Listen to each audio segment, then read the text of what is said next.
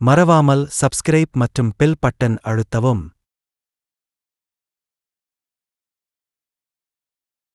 இந்த உலகத்தில் உள்ள வாழ்க்கை என்று சொல்வது மனிதன் அறியாத ஒரு பகுதி அவன் வாழ்க்கையில் அறியாமலேயே தான் இன்னும் வைத்திருக்கிறான். அது என்னவென்று சொன்னால், ஒரு ஆவியிலே வாழ்கின்ற ஒரு வாழ்க்கை. வெளியே உள்ள நம்முடைய இந்த சரீரத்தையும் சரீரத்துக்குரிய வாழ்க்கையும் தான் மனுஷன் வாழுகிறானே அல்லாமல் தெய்வம் தந்த ஒரு ஆவி இருக்கிற அந்த ஆவியின் வாழ்க்கை என்று சொல்லுவதை அவன் பத்திரமாய் பாதுகாப்பதில்லை. இன்று காலை தொடங்கி இன்று மாலை வரைக்கும் நீங்கள் எவ்வளவு பத்திரமாய் உங்களுடைய சரீரத்தில் உள்ள வாழ்க்கையை கவனமாய் பார்த்துருக்கிறீர்கள்.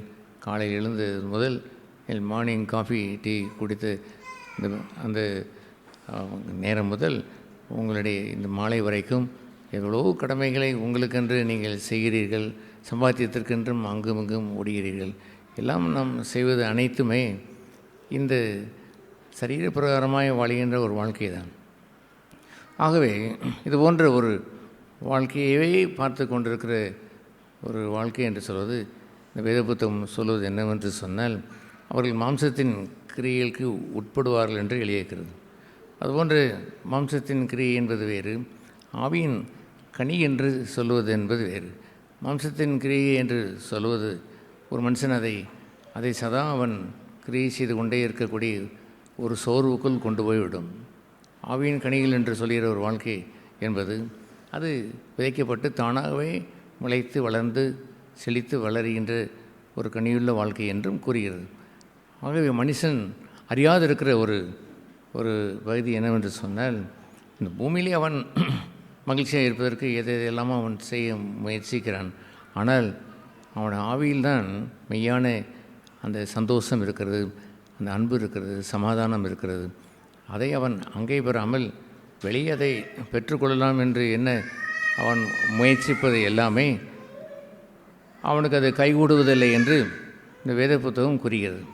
எனவே இது கேட்கும் அன்பார்ந்த சகோதர சகோதரிகளே, உங்களுடைய வாழ்க்கையில் இந்த இரண்டு பிரிவினையை நீங்கள் பார்க்க முடிகிறதா? இப்பொழுது வாழும் உங்கள் வாழ்க்கையவே சற்று சீர்தூக்கி பாருங்களேன்.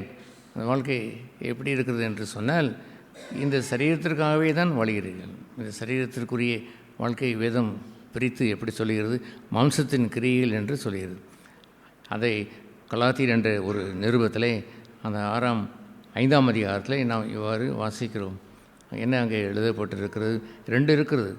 மாம்சம் 17ஆம் வசனத்தில் அவர் சொல்லுவார், மாம்சம் ஆவிக்கு விரோதமாகும், ஆவி மாம்சத்துக்கு விரோதமாகவும் அங்கே ஒரு போராட்டம் ஒன்று இருக்கிறது. ஒன்றுக்கொன்று இவை இரண்டும் விரோதமாக இருக்கிறது.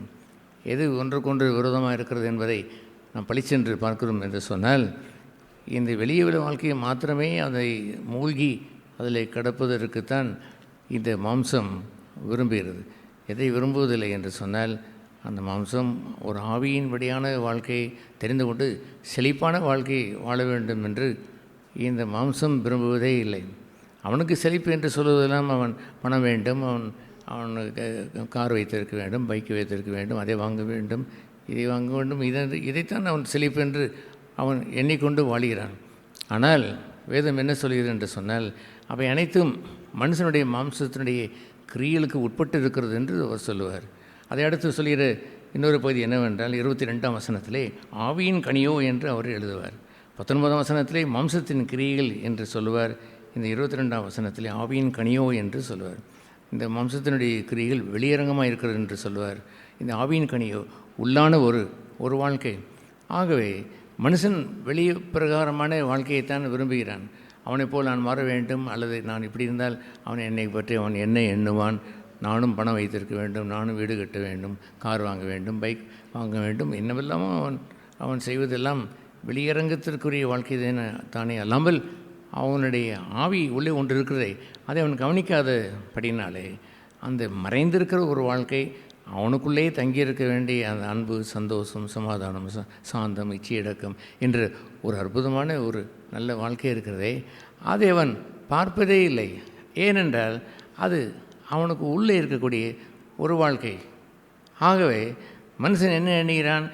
உள்ளே இருக்கிற வாழ்க்கை குறித்து எவன் பார்க்க போகிறான்?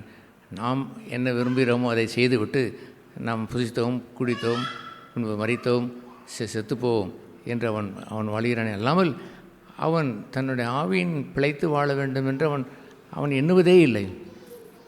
இதை கேட்குற அன்பான சகோதர சகோதரிகளே, இது போன்ற ஒரு பகுதியை அவர் என்னவென்று சொல்வார், மாம்சத்தினுடைய உங்களுடைய வெளிப்பிரகாரமான அந்த கிரியைகள் என்று சொல்கிறாரே, அது வெளியரங்கமாக இருக்கிறது என்று சொல்கிறாரே, அது விபச்சாரம், வேசித்தனம், அசுத்தம், காமவிகாரம், இது எல்லாவற்றையும் ஒரே நேரத்தில் நாம் செய்கிறோம். அப்படி இல்லை.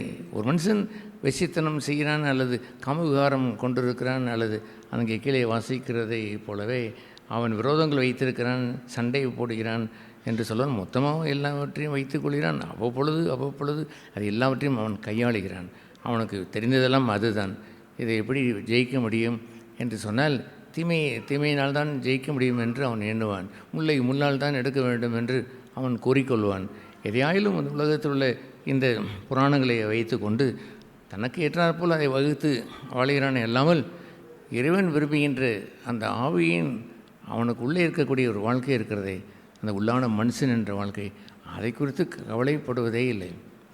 ஆகவே அவனுடைய வாழ்க்கையில் இந்த ஒரு பகுதியானது எத்தனையோ காரியங்களை அவன் வெளியில் செய்து தீமை நிறைந்தவனாய் அவன் மாறி வெளியில் தான் அந்த கிரிகளை அவன் செய்து வாழ்ந்து கொண்டிருக்கிறபடினாலே கீழே இன்னொரு பகுதி இருக்கிறது. அதை எத்தனையோ இருக்கிறது. அதை விபச்சாரம், வேசித்தனம், காம விகாரம், விரோதங்கள், வைராக்கியங்கள், கோபங்கள், சண்டைகள், பிரிவினைகள், மார்க்க பேதங்கள், பொறாமைகள், கொலைகள், வெறிகள், களியாட்டுகள் எல்லாம் மொத்தத்தில் அவன் செய்வதில்லை. அவ்வப்பொழுது அதையெல்லாம் தொட்டு புழங்கி செய்து கொண்டிருப்பதை போலவே நிரந்தரமான இன்னொரு பகுதியை அங்கே அவர் சொல்லுவார். அது என்னவென்று சொன்னால் சூனியம் என்று சொல்வார். பேர் பில்லி சூனியம். அதை பில்லி சூனியம் என்று சொல்வது யாரோ சிலர் செய்கிற ஒரு சூனியக்காரி என்று சொல்வார்கள். அந்த சூனியக்காரி செய்கிற ஒரு மந்திரம் இந்த மாம்சத்தினுடைய பிழைக்கிறவர்களுக்கு அது பழித்துவிடும். அது என்ன அவள் சூனியம் பண்ணுகிறான்? சூனியம் என்றால் என்னவென்று தெரியுமா? அவன் வெறுமையாய் தன்னை உணர்வது. அவன் அடிக்கடி தன்னை வெறுமையாய் உணர்வான். அவனுடைய ஒன்றும் செய்ய முடியாததை போலவே அவன் இருப்பான். அதுக்கு பேர் சூனியம் என்று பெயர்.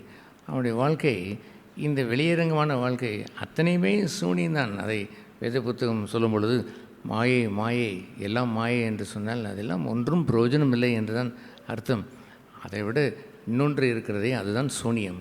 வெறுமையாய் அவன் உணருவான், ஒன்றும் செய்ய முடியாதை போல் உணருவான். சூனியம் வைக்கிறவள் சூனியம் வைத்து விட்டாள் என்று சொல்வதை நான் கிராமங்களிலே நான் பல வீடுகளை குறித்து நான் கேட்டிருக்கிறேன், பார்க்கவும் செய்திருக்கிறேன்.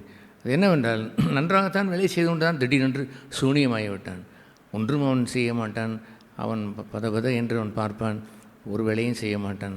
அந்த வெறும் சூனியம் அவனை ஆட்கொண்டு விடும்.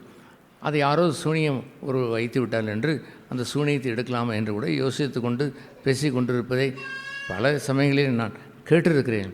அன்பான சகோதர சகோதரிகளே, இந்த மாம்சம் பொல்லாதது. அது காமவிகாரங்கள், சண்டை, அந்த இச்சை, மோகம் என்று வரும்பொழுதெல்லாம் நன்றாக இருப்பதை போல் தோன்றும். ஆனால் அது கொண்டு வருகின்ற தீமை என்று இருக்கிறதே, அநேகம் தீமைகளில் ஒன்றுதான் இந்த சூனியம். ஒன்றும் செய்ய முடியாதை போல் இருக்கக்கூடிய, ஒன்றும் கை ஓடவில்லை என்று நின்று கொண்டிருக்கிறார்களே, எதுவும் செய்ய முடியவில்லை, இன்றைக்கு முழுவதும் எனக்கு வேலையை செய்ய முடியவில்லை என்றெல்லாம் சொல்லிக் கொள்கிறார்களே, அதுபோன்று சூனியம் இந்த மாம்சத்தினுடைய பிழைத்து வாழ்கிறவர்கள், இந்த வெளியரங்கமான வாழ்க்கையை வைத்தே வாழ்கிறவர்களுக்கு ஏற்பட்டுவிடும் என்று இந்த வேதம் கூறுகிறது. ஆகவே தான் நீங்களோ ஆவியின்படி நடத்தப்பட வேண்டும் என்று அவர் கூறி, அந்த ஆவி மாம்சத்துக்கு விரோதமாய் எதிர்த்து நிற்கும் என்று அவர் கூறினார். அந்த 17ஆம் வசனத்திலே அதை வாசிக்கிறோம். அந்த 16ஆம் வசனத்தை சொல்லுவார், நீங்கள் ஆவிக்கேற்றபடி நடந்து கொள்ள வேண்டும், அப்படி நடந்தால் இந்த மாம்சத்தை வென்றுவிடலாம் என்றும் அதை அவர் எழுதுவார்.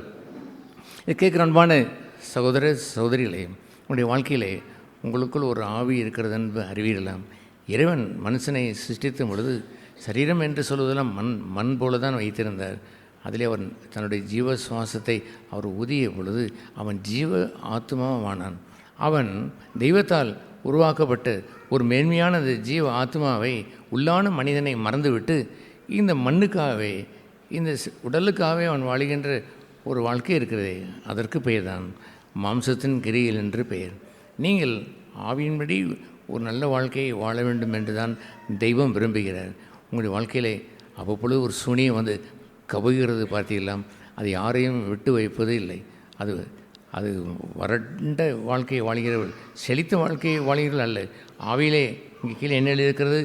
ஆவியின் கனியோ என்று எழுதியிருக்கிறது. அது மறைந்திருக்கிற, அவனுக்குள் இருக்கக்கூடிய ஆவியிலே மறைந்திருக்கிற அந்த அன்பு, சந்தோஷம், சமாதானம், அந்த பொக்கிஷத்தை எல்லாம் வெளியே பார்ப்பது இல்லை. அது வெளியே கிரிகள் என்று சொல்லி அது எல்லாம் மாம்சத்துக்குரியவைகள்.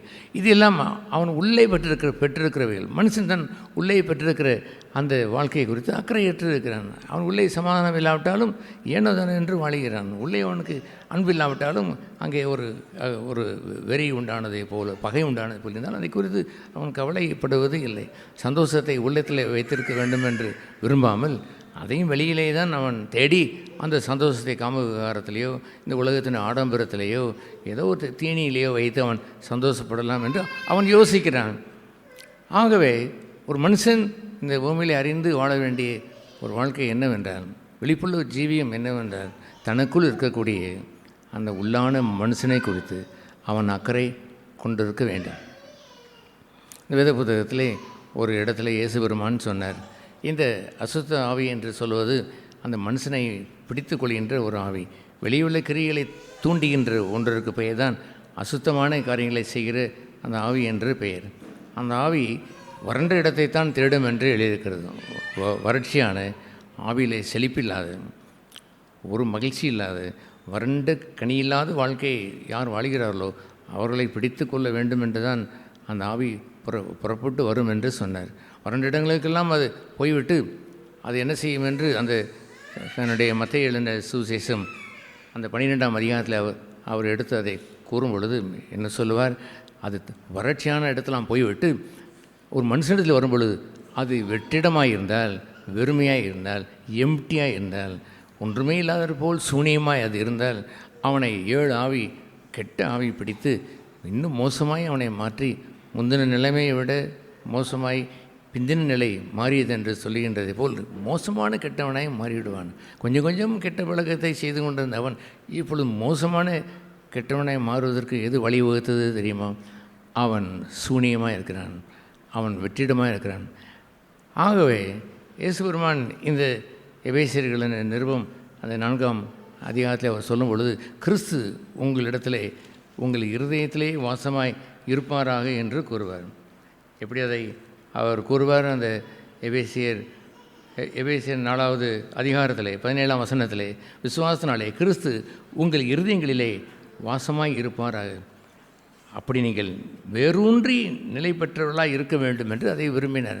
கிறிஸ்து எப்படி இருதய வாசமாக இருக்க வேண்டும்? பெர்மனண்ட்டாய், நிரந்தரமாய் உங்கள் இருதயத்தில் வாசமாய் இருக்க வேண்டும். அந்த இருதயம் எம்டியாய் இருந்து விடக்கூடாது. இது கேட்குற அன்பான சகோதர சகோதரிகளே, தெய்வம் உங்களுடைய இருதயத்திலே வாசமாக இருக்க முடியும் என்பதை நீ நம்புகிறீர்களா? இறைவன் வந்துவிட்டால் அந்த இருதயம் எம்டியாய் இருப்பதில்லை. அந்த இருதயத்திலே தெய்வம் விசுவாசத்தை வளர்த்து வைக்க செய்வார், அன்பை வளர்த்து வைக்க செய்வார், நற்குணங்களை, அந்த ஆவிக்குரிய கனிகள் என்று நாம் பார்த்தோமே, அதை அனைத்தும் செழித்து வாழ இறைவன் அருள் புரிவார். ஆகவே ஒரு மனுஷன் தன் ஆவியை வெறுமையாய் வைத்து சூனியமாய் மாற்ற விரும்புகின்ற அசுத்தாவி செய்கின்ற பங்கெல்லாம் என்னவென்றால், அவனுடைய இருதயத்தில் ஒன்றும் இல்லை என்பதை காணாமலே அவன் பொழுதை போக்கலாம் என்று அவன் விரும்புகிறான். அப்படியே அவன் விரும்பாதை போல் தோன்றினால் பல காரியங்களை அவன் செய்து பில்லி சூனியம் செய்வதைப் போல் அவன் செய்து சூனியக்காரியை போல் அவன் வந்து உள்ளத்தில் சூனியத்தை வைத்து விட்டு போகிறான். ஏனென்றால் அவன் இருதயத்தை குறித்து அக்கறையற்றவன். அந்த இருதயம் வெறுமையாக இருக்கிறதே என்பதை குறித்து அக்கறை இல்லாத இருக்கிறது. அப்படின்னாலே அந்த வெறுமையான இடத்தில் பேய் வரும், அந்த அசுத்த ஆவி வரும் என்று அவன் புரிவது இல்லை. ஆகவே அவன் வெளியே பெய் பிடித்து ஆடுவதை போல் ஆடுவதில்லை. ஆனால் அந்த சூனியம் இருக்கிறதே, அந்த சூனியம் அவனை அட்டிப்படைத்து பல தீமைகளை செய்யும்படி அதை செய்து விடுகிறது. ஏனென்றால் ஒரு அசுத்தாவி இல்லை, 7 அசுத்தாவி அவனுக்குள் வந்தது என்று இந்த மத்தேயு 12ஆம் அதிகாரத்திலே இயேசு பெருமான் அதை கூறுவார். இது கேட்கின்ற அன்பான சகோதர சகோதரிகளே, வாழ்க்கையிலே வெறுமை, வாழ்க்கையிலே எம்டிஸ், ஒன்றுமில்லை, சூனியம் என்ற வாழ்க்கை உங்களை தாக்கவில்லையா? அவ்வப்பொழுது நீங்கள் சும்மா உட்கார்ந்து என்ன செய்வது ஏது செய்வது என்று தெரியாமல் திகைத்து போய் அப்படியே ஒன்று செய்யாததாக இருக்கவில்லையா? நான் ஒரு முறை சந்தித்த பொழுது, இன்று முழுவதும் எனக்கு என்ன செய்வதென்றே ஓடவில்லை, சும்மா தான் இருந்தேன் என்று சொன்னார். ஏன் நிறைய வேலை இருக்கிறதே என்று கேட்ட பொழுது, என்னால் ஒன்றும் செய்ய முடியவில்லை, ஏதோ ஒரு அப்படி அமைதியாய் ஒன்று செய்ய முடியாத இடத்திற்கு வந்து விட்டேன். எம்டியாய் அவர் இருந்ததை போல் அவர் உட்கார்ந்து கொண்டு இருக்கிறார். செய்ய வேண்டிய வேலைகளோ சுற்றி இருக்கத்தான் செய்யவில்லை. ஏனென்றால் சூனியம், வெறுமை, எம்டினஸ் அதை ஆண்டு கொண்டது. அவனை ஆண்டு கொண்டபடினாலே 7 பேய் வந்ததை போல் அவனை பிடித்து கொண்டு ஒன்றும் செய்யாமலே அவனை நிறுத்தி வைத்து விடுகிறது. நம்னஸ் என்று சொல்ல அவனை ஃபிக்ஸ் பண்ணி அதை வைத்து விடுகிறது. ஒன்று செய்யாத ஒரு இடத்திற்கு கொண்டு போய் விடுகிறது. இது கேட்குற அன்பான சகோதர சகோதரிகளே, உங்களுடைய இருதயத்திலே, உங்களுடைய ஆவியிலே ஒருவர் வர விரும்புகிறார். அது யார் என்றால், இந்த சூனியம் அந்த வந்து இருக்கிறதே அதை விரட்டுவதற்கு நீங்கள் என்ன செய்ய வேண்டும்? அது எம்டியாக இல்லாமல், வெறுமையாக இல்லாமல் தெய்வத்தை கூப்பிட வேண்டும். யார் தெய்வம் என்று அறிய வேண்டும். என்னை நேசிக்கிறவர் ஒருவர் உண்டோ, எனக்காக என்னை மோட்ச பாக்கியத்திற்கு கொண்டு போகிற தெய்வம் உண்டோ என்று நீங்கள் கண்டு, எனக்காக உயிர் தந்து ஒரு இருக்கிறார் என்பதை கண்டு அந்த மெய்யான தெய்வனை, அன்புள்ள தெய்வனை கூப்பிட்டு, இறைவா நீர் வாரும் என்று கூப்பிட வேண்டும். ஆகவே நாங்கள் எங்கள் வாழ்க்கையிலே கண்டுபிடித்த அற்புதமான தெய்வம் யார் என்றால் எங்கள் ஆண்டவர் இயேசு கிறிஸ்து தான். அவர்தான் எங்களை நேசித்து பாவி என்று தள்ளிவிடாமல், சூனியம் பெற்றவன் என்று தள்ளி வைத்து விடாமல், என்னுடைய இருதயத்தை ஆளுகை செய்யும்படி தன் உயிரையே அவர் கொடுத்து எங்களுடைய பாவங்களை எல்லாம் போக்கி இருதயத்தில் இருக்கக்கூடிய பேய்களை எல்லாம் அகற்றிவிட்டு அவர் எங்கள் இருதயத்திலே வாசமாக இருக்கிறார்.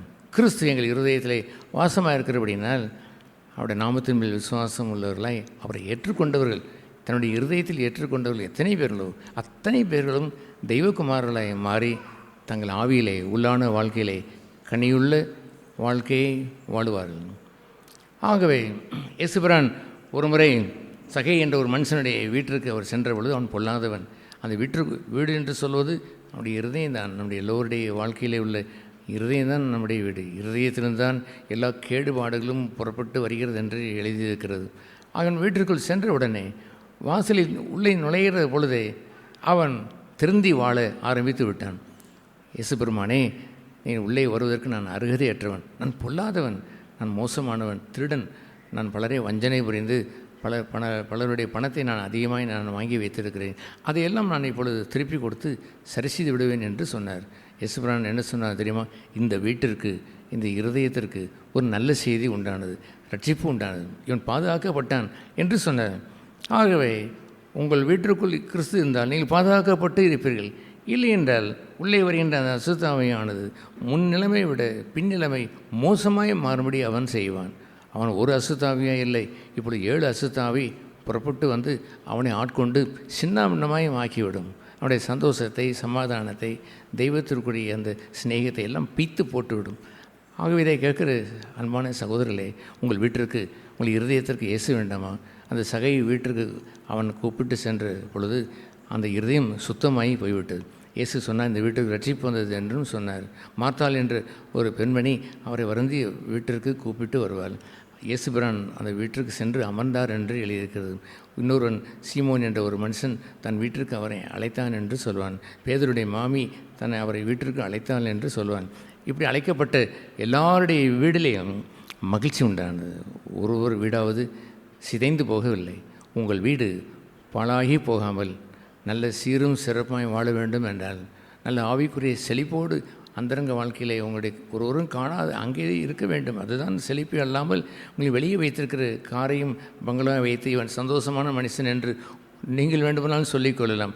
தெய்வம் அதை சொல்ல மாட்டார். அவன் எவ்வளவு சம்பாதித்தான், உலகத்தையே ஆதாயப்படுத்தி கொண்டாலும் அவனுடைய உள்ளே இருக்கக்கூடிய ஆன்மாவிலே ஜீவன் இல்லை என்று சொன்னார். அது அவனுக்கு நஷ்டம் என்று அவர் சொன்னார். இந்த அற்புதமான ஒரு வாழ்க்கையை நீங்கள் வாழ உங்களை இயேசு அழைக்கிறார். இனியும் உங்கள் இருதயத்தை சூனியமாய், வெற்றிடமாய், எம்டியாய் வைத்திருக்காதீர்கள். அந்த இடத்திலே தெய்வம் ஆள வேண்டும்.